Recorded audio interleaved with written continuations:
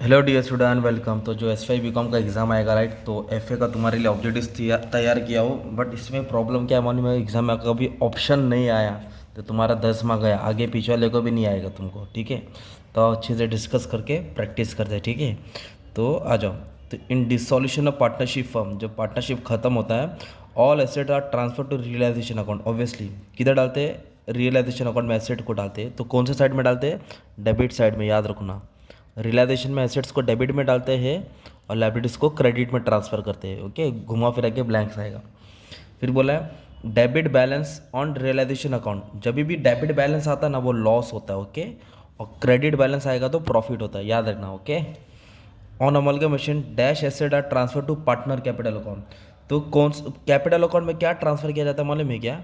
Fictitious asset. कौन सा asset? Fictitious. Capital account में डेबिट साइड, फिक्टिशियस एसेट मतलब जो प्रिलिमिनरी एक्सपेंस होता है वो सब। ओके, तो ये भी नया चीज़ था, ध्यान देना पड़ेगा।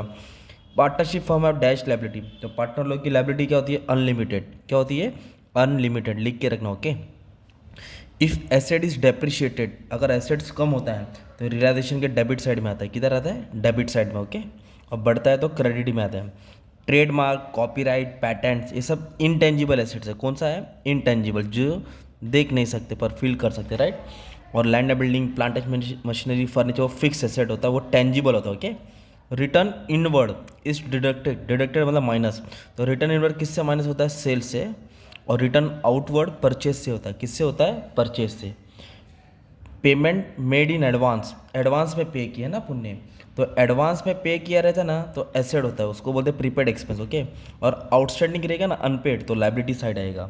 तो बैलेंस शीट के एसेट में क्या आएगा? एडवांस आएगा जो हमने पे किया है, और आउटस्टैंडिंग एक्सपेंस रहेगा तो लाइबिलिटी में आएगा। Goodwill return of in the books of new form, जो भी गुडविल रिटर्न ऑफ किया है तो कहाँ आएगा? किसके डेबिट में आएगा? Partners capital account. जो डेबिट साइड है ना, पार्टनर लोग, उनके डेबिट में आएगा, न्यू रेशियो में बांटा जाता है। ठीक है, balance due to retiring partner, जो भी रिटायरिंग पार्टनर होता है is transfer to dash account until the final settlement. जब भी पार्टनर जाता है उसका जो भी बैलेंस होता है लोन अकाउंट में ट्रांसफर करते हैं। कहाँ? लोन अकाउंट, जो लाइबिलिटी साइड पे शो किया जाता है उसको पे करना पड़ता है। After all external liabilities are paid, सब एक्सटर्नल लाइबिलिटीज पे कर दिया। Cash is paid to the partner as per which method? Excess capital method. क्या बोलते हैं? एक्सेस कैपिटल मेथड, स्पेलिंग लिख लेना। ठीक है, on dissolution of firm payment of unrecorded liability. कौन सी लाइबिलिटी? अनरिकॉर्डेड। तो किधर आएगा? Debit side of realisation account. जब भी डिसोल्यूशन आएगा मतलब रियलाइजेशन ज़्यादा करके उसका आंसर रहेगा। ठीक है, तो ये हो गया तुम्हारा ऑब्जेक्टिव। सोचो ना, ऑप्शन ही नहीं दिया तो फिर कैसे लड़ाई करेंगे? तो भी तुमको ध्यान देना है। अब मैच ऑफ फॉलिंग आ गया तो और लफड़ा हो जाएगा। ट्रू और फॉल्स आ गया तो बनता ट्रू और फॉल लिख सकते हैं। इसमें तुमको दिमाग लगाना, मतलब एक गलत जाएगा उसका दूसरा भी गलत जाएगा। इधर दिया है ये पिसमेल डिस्ट्रीब्यूशन, ड्यू टूस एम्प्लॉयज़, एम्प्लॉयज़ को ड्यूज देना है, मतलब पगार पे। तो वो सब कौन सी लाइबिलिटी होती है? वो प्रेफरेंशियल लाइबिलिटी होती है। तो फर्स्ट का आंसर एम रहेगा। तो आप लिख लेना फर्स्ट का आंसर एम, इसका स्क्रीनशॉट मार लो। तो इधर मैं डाल देता हूँ 1, चलो इधर एम लिख लेता हूँ। फ्लक्चुएटिंग कैपिटल मेथड क्या होता है मालूम है क्या तुम्हारा? Separation account is made, separate current account is made. तो इसका आंसर क्या आ रहा है मालूम है क्या? आई आ रहा है। नहीं, आई नहीं, एल है ये। ओके, फ्लक्चुएटिंग में सेपरेट करंट अकाउंट बनाना पड़ता है और फिक्स में नहीं बनाना पड़ता है। एक्सेस कैपिटल मेथड को और एक नाम बोलते हैं highest relative capital method. Highest relative capital method मतलब के। अमलगमेशन ऑफ फर्म में क्या देना पड़ता है? Purchase consideration, assets minus liability देना पड़ता है। तो इसका आंसर आ रहा है जे, जे फॉर जोकर। और फिर इधर परचेस कंसिडरेशन क्या है? कुछ अमाउंट होता है जो पे किया जाता है, तो amount payable by purchasing company.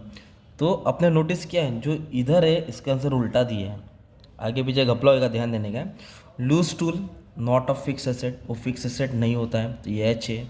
Preferential liability जो पहला देना है उसको बोलते हैं इनकम टैक्स ड्यूज, मतलब पिछले में इनकम टैक्स आएगा तो उसको पहला अदा करना पड़ेगा।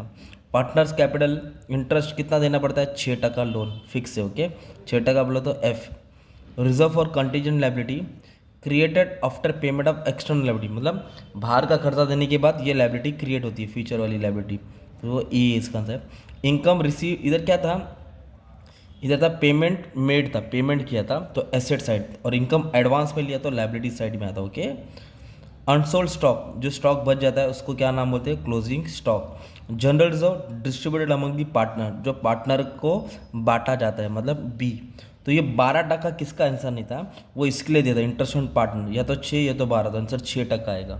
ऐसा घुमा फिरा के आता है बच्चे लोग। और सब मैंने अकाउंट्स का ना सम भी सॉल्व कर दिया, शॉर्ट नोट भी एक्सप्लेन करा दिया हम। मतलब पढ़ लेंगे तो केटी नहीं लगेगी। देखो केटी किसको भी पसंद नहीं होती है, तो आपको पढ़ाई पे ध्यान देना पड़ेगा। Okay, and thank you much, क्या बोलते हैं, thank you very much and all the best for exam.